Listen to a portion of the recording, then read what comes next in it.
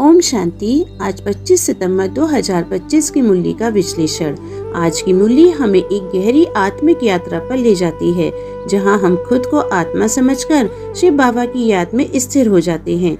यह मुरली केवल सिद्धांत नहीं, बल्कि जीवन को जीने की कला है, जो हमें हमारी असली पहचान, उद्देश्य और मार्ग पर एक ठोस दिशा दिखाती है।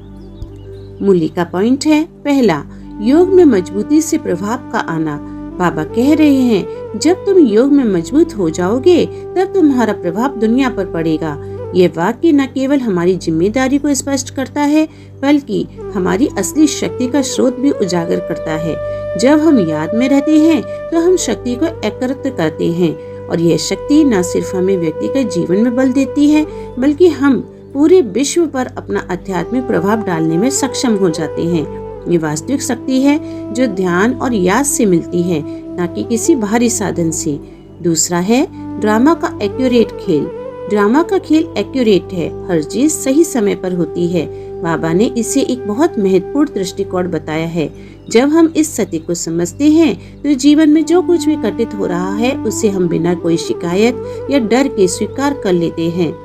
यह विश्वास हमें आत्मिक शांति देता है, क्योंकि हम जानते हैं कि हमारी यात्रा पूरी तरह से तय है और हर घटना अपनी जगह पर पूरी सही हो रही है।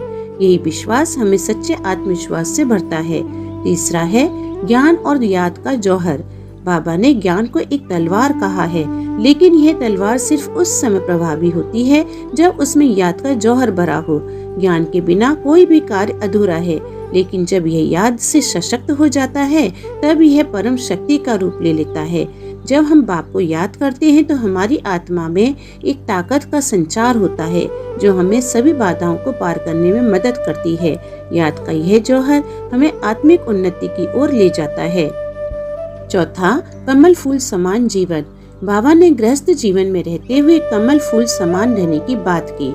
यह जीवन का सबसे गहरा संदेश है। हमें बाहरी परिस्थितियों से अप्रभावित रहते हुए अंदर से सच्चे, पवित्र और संतुलित रहना चाहिए। जैसे कमल पानी में रहते हुए भी गंदगी से दूर रहता है, वैसे ही हमें अपने आत्मिक स्वभाव को बनाए रखना चाहिए।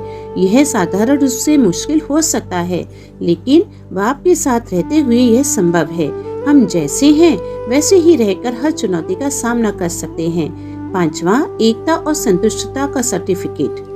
बाप दादा ने हमें एकता और संतुष्टता के सर्टिफिकेट की बात समझाई है। जब हम अपने संस्कारों में एकता बनाए रखते हैं और साथ ही खुद को संतुष्ट रखते हुए दूसरों को भी संतुष्ट करते हैं, तो हम सेवा में हमेशा सफल रहते हैं। यह सर्टिफिकेट हमें तब मिलता है जब हम प्रेम और श्रेष्ठता के साथ दूसरों से जुड़ते हैं और बाप की सूरत के दर्पण में अपना जीवन जीते हैं। यह सिद्धि हमें सिर्फ हमारी आंतरिक शक्ति से नहीं, बल्कि हमारे व्यवहारिक जीवन में इसके प्रभाव से मिलती है। अच्छा, ओम शांति।